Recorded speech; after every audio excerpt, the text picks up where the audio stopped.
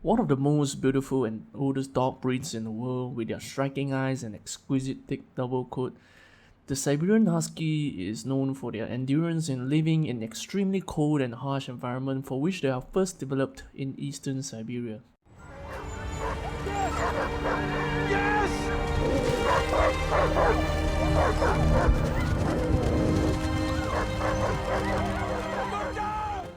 Once described as short-faced wolves, in general dog breeds are closely related to wolves as well.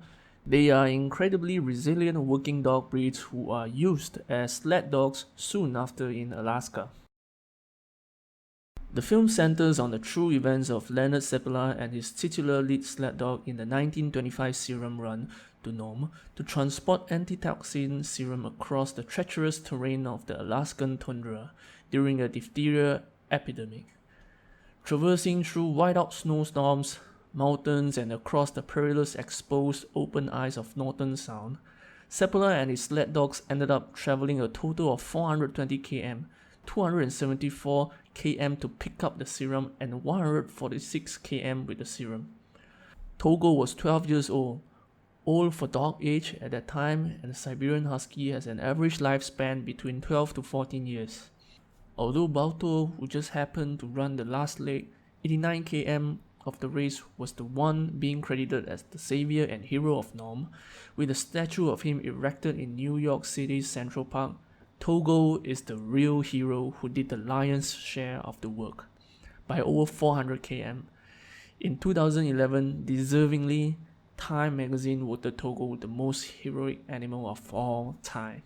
He's got the heart of a survivor. I'm going to name him Togo, after the Admiral, an underdog, named for an underdog. Although the film is not a 100% representation of the true events that happened in 1925, it still manages to capture the essential moments of both the lives of Seppala and Togo by flashing between the marshal raising his pup and the serum rum. Every well-known traits of a Siberian Husky and then some are portrayed here by the actor dog Diesel, a real descendant of Togo, from being an energetic, mischievous escape artist to an infant prodigy, where Seppala grew from a stoic presence who merely treats his dog for functional purposes, to an affectionate dog owner with survival instincts, who forges an unbreakable bond with his dog like never before, because if you are around them for long enough, they tend to get under your skin. And if you are lucky enough to have known a great one, they never really leave. They stay with you as long as you live, harnessed to your heart, giving their all, always.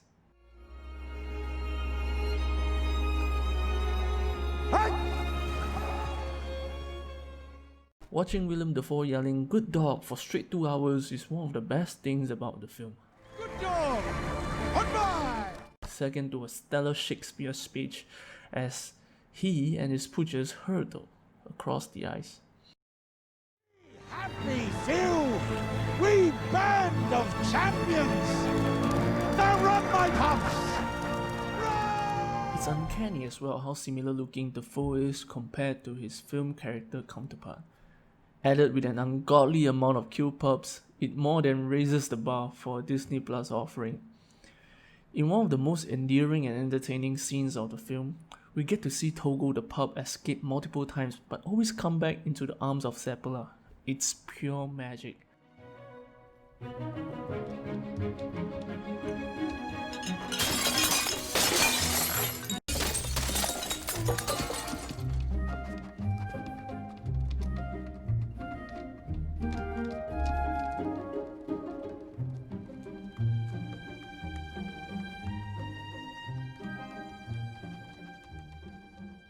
I could watch a whole movie of Dafoe forging this believable bond with his dog for hours.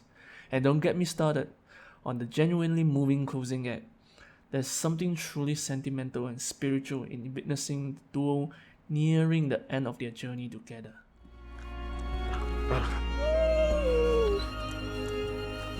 At first, the back and forth storytelling might confuse some, especially kids, but once they get past it, the film is both heartwarming and stunning to look at. The moderate pacing and the emphasis on characterization over unrelenting actions, also set it apart from the other human and beast outings. It gets pretty intense in some of the action-packed scenes, and there's a real sense of dread and danger you would feel for Seppala and his team of sled dogs.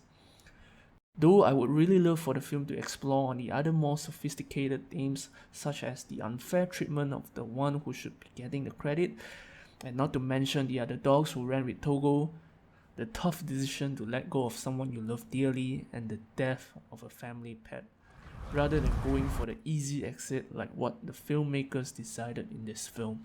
Togo passed away at the ripe old age of 16 in 1929, an impressive feat for a dog who had endured as much as Togo. His mounted skin is on display in a glass case at the Iditarod Trail Sled Dog Race Headquarters Museum in Wasilla, Alaska, to be remembered by all.